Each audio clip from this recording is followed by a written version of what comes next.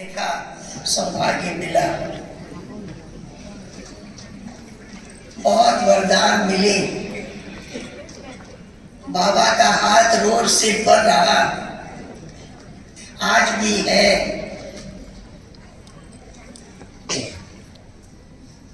ऐसा मीठा वरदानों से भरा बचपन आगे आगे बढ़ते गए। हर कदम पर बाबा की दृष्टि मिलती रही। मुझे याद आता है जब बाबा मुरली चलाते थे, मैं बिल्कुल सामने बैठती थी। एक दिन मुरली पूरी हुई और बाबा ने मुझे बुलाया और मुझे कहा, आज जो मुरली चली है इसको भाषण की तरह लिखकर 10 बजे बाबा के कमरे में आना।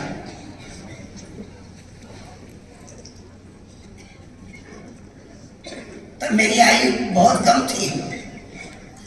मैं एकांत में जाकर बैठी और मैंने भाषण की तरह लिखना शुरू किया और मुरली के सारे महावाक्य, मुरली की मुख्य पॉइंट्स वो भी लिखी और 10 बजे बाबा के कमरे में पहुंच गई।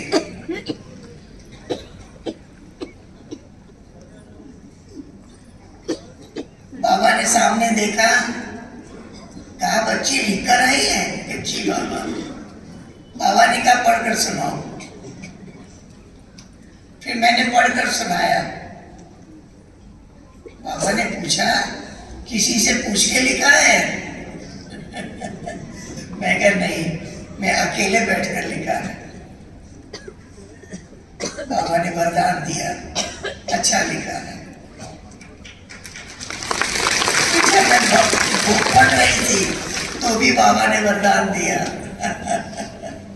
अच्छा बोल रही है। फिर बाबा ने कहा, इसको यहाँ रख के जाओ, बाबा पढ़ेंगे इसको। फिर मैंने वो जो लिखा था बाबा के पास रख कर आई। दूसरे दिन फिर मुरली चल रही थी रोज की तरह। दूसरे दिन भी बाबा ने मुझे बुलाया मुरली पूरी होते ही। फिर बाबा ने कहा, आज जो मुरली चली है इसको भाषण की तरह लिखकर बाबा के कमरे में आना। दूसरे दिन फिर मैंने लिखा। फिर बाबा के कमरे में पहुंची। बाबा ने कहा, पढ़कर सुनाओ। फिर मैंने पढ़कर सुनाया।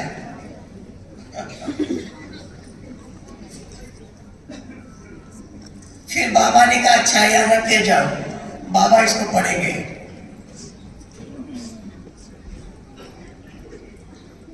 तीसरे दिन जब बाबा की मुरली पूरी हुई, फिर बाबा ने मुझे बुलाया। फिर बाबा ने कहा, बच्ची, आज रात्रि क्लास में तुम्हें भाषण करना, बाबा सुनेंगे।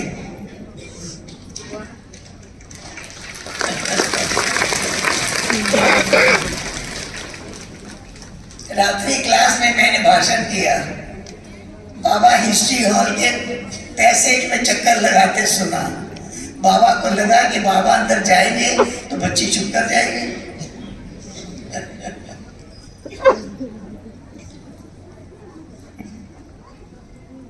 इस तरह से बाबा सुप्रीम बाप, सुप्रीम टीचर, फिर लिखना भी सिखाया, बोलना भी सिखाया,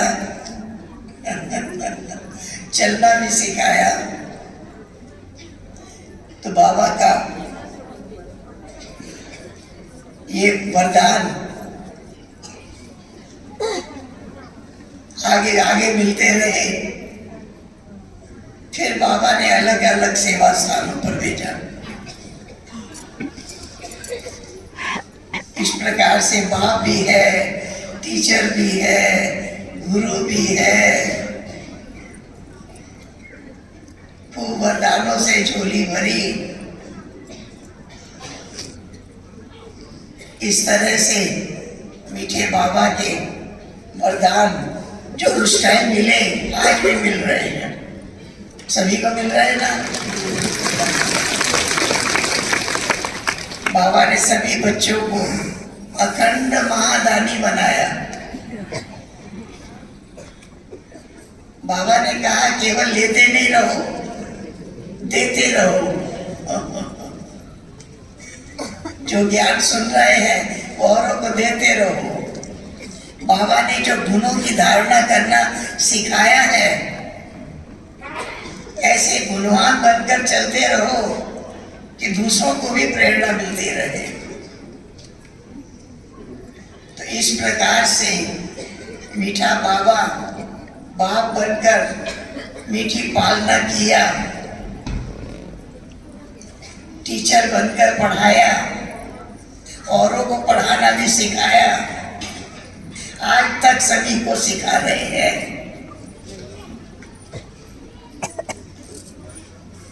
बाबा ने ऐसी पढ़ाई पढ़ाई जिससे सभी बच्चों को माया जीत बनाया।